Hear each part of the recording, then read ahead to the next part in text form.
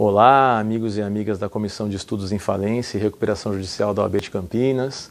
Esperamos que esse ano de 2021 seja melhor do que o ano de 2020 e nós começamos esse ano de 2021 com um novo projeto advindo de 2020, que se refere aos drops da comissão.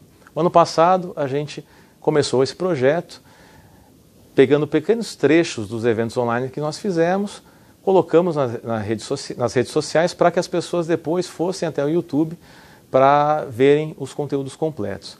Esse ano nós faremos os drops da Comissão de Estudos em Falência e Recuperação Judicial para tratar das alterações na lei de falências advindas da Lei 14.112 de 2020. E começaremos esse primeiro drops, que será feito também pelos demais membros da comissão, para que nós possamos gerar bastante conteúdo e falarmos bem sobre essa nova lei. Começamos com o tema do stay period. O que mudou em relação ao prazo de suspensão, né? A lei anterior previa 180 dias improrrogáveis. E na prática nós vimos que a jurisprudência passou a admitir a prorrogação do prazo se a recuperanda não tivesse dado causa ao atraso nos processos. Por conta dessas seguidas prorrogações, a lei acabou simplesmente sendo ignorada. O legislador atual resolveu permitir a prorrogação do prazo de suspensão das ações e medidas administrativas em face do devedor pelo mesmo período. Então, o que a lei trouxe de inovação? Atualmente, poderá se prorrogar por igual período o stay, caso a recuperanda não dê causa ao atraso. Então, o stay que era de 180 passará a ser um stay de até 360 dias corridos. Porém, nós temos outras duas situações nas quais o stay pode ser diferente. Se houver o uso da mediação, conciliação prévia, pelo prazo de 60 dias, que a lei também trouxe de inovação, e eventualmente não ocorrer essa conciliação e transformar-se esse procedimento numa recuperação judicial, os 60 dias serão deduzidos dos 360. Então, nós teremos um stay de 300 dias. Por outro lado, se não houver a apresentação de plano, a resolução, a definição do plano, nesses 360 dias, se houver a prorrogação por esse período, abrir-se-á a possibilidade dos credores apresentarem um plano de recuperação judicial. Então, será aberto um prazo de 30 dias para essa apresentação e depois 180 dias para definição acerca desse plano apresentado pelos credores, culminando-se então em até 570 dias de stay, nesse caso excepcional. Mas pegando a linha geral, né, o que será a maioria das situações, o stay, em tese, poderá ser prorrogado até 360 dias. Ponto positivo para a lei em relação à permissão, né, permitir a prorrogação, porém, por outro lado, pode ser que a legislação nova tenha o mesmo destino da legislação antiga. E por que eu digo isso?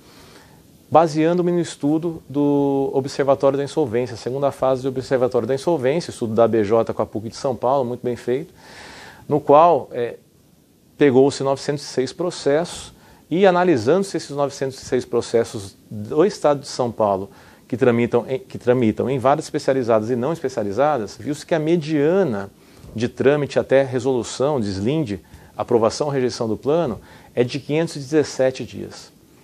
Se nós pegarmos as varas especializadas, que é o melhor cenário, esse prazo médio cai para 407 dias. Se nós pegarmos as varas não especializadas, esse prazo sobe para 567 dias. Isso o Estado de São Paulo. O que a gente pode ter de conclusão em relação a isso? Se nós estendermos esse estudo para o Brasil, né, se nós tivéssemos essa base de dados do Brasil, esse estudo, certamente nós chegaríamos em estados menos estruturados. Tem estados nos quais os processos podem tramitar mais rápido, mas tem estados nos quais os processos tramitam de forma mais vagarosa. Então esse prazo de 567 dias, que é o pior cenário para São Paulo, pode ser duplicado, triplicado. O que isso quer dizer? Quer dizer que talvez essa nova lei ela acabe tendo o mesmo problema, esse novo dispositivo em relação ao stay, ele acabe tendo o mesmo problema do dispositivo anterior, ou seja, pode ser que ele tenha que ser novamente ignorado e o stay tenha que ser prorrogado. E por que eu digo isso? Porque o stay ele não serve apenas para defender o patrimônio do devedor. Se engana quem entende apenas dessa forma. O stay, sim, ele protege o patrimônio do devedor no período de suspensão, né? Possibilita que o devedor tenha um fôlego, possibilita que o devedor faça provisões para pagar o plano, pelo menos é isso que se espera, né? Mas o stay também protege o processo, por quê? Porque com o fim do stay começam a haver bloqueios e etc., né? E discussões processuais, recursos, isso tumultua o processo. Um processo que já tramita, o atraso processual muitas vezes se dá, não... claro que a recuperanda também causa atrasos ao processo em várias oportunidades, e se ela causar atraso ao processo, o stay não deve ser prorrogado de maneira alguma. Mas muitas outras oportunidades, o stay, o processo atrasa porque observa-se que a dificuldade se dá pela dinâmica do Poder Judiciário. Por quê? Porque existem milhares de processos para uma quantidade não adequada de servidores, não adequada de magistrados, de escreventes. Por quê? Porque também o orçamento do Judiciário tem a sua limitação, considerando que o Judiciário no Brasil não é custoso como em outros países. E o brasileiro também é muito litigante. Então, é uma série de fatores que fazem com que os juízes, os escreventes tenham milhares de processos, um número não adequado ao que eles poderiam, de fato, suportar para fazer com que o processo tramitasse de uma forma mais célere. Então, o principal motivo do atraso processual é esse. Considerando-se que o principal motivo do atraso é esse, o que, na minha visão, o legislador deveria ter levado em consideração para esse dispositivo em específico é o estudo que foi feito pela ABJ com a PUC de São Paulo e verificar que, de fato, 360 dias podem não ser suficientes, né? É claro que se objetiva cada vez mais a melhora na eficiência. Então, a gente não pode também pensar que a mediana de 517 dias, né, entre as varas especializadas e não especializadas em São Paulo, isso vai ser para sempre. A gente tem que, de fato, sempre querer que o processo tramite de forma mais rápida. E isso a gente entende que é uma tendência e pode, de fato, acontecer. Mas no cenário atual, parece-me que 360 dias é um prazo que, na prática atual, não deverá funcionar. Então, na minha visão, uma sugestão poderia, né, agora a lei já entrará em vigor, né, mas poderia se ter pensado em 2 prorrogações, então chegando até 540 dias, e excepcionalmente prorrogando-se até a homologação do plano, tomando por base também manifestações do administrador judicial e do Ministério Público. Por quê? Porque são figuras importantíssimas no processo. E o administrador judicial, em especial, ele tem totais condições de analisar a fundo todo o processo e identificar se de fato a recuperanda deu causa ou se de fato o atraso no andamento se deu pela dinâmica do judiciário. E até o administrador judicial ele é muito importante para que esse atraso não ocorra ou seja mitigado, né?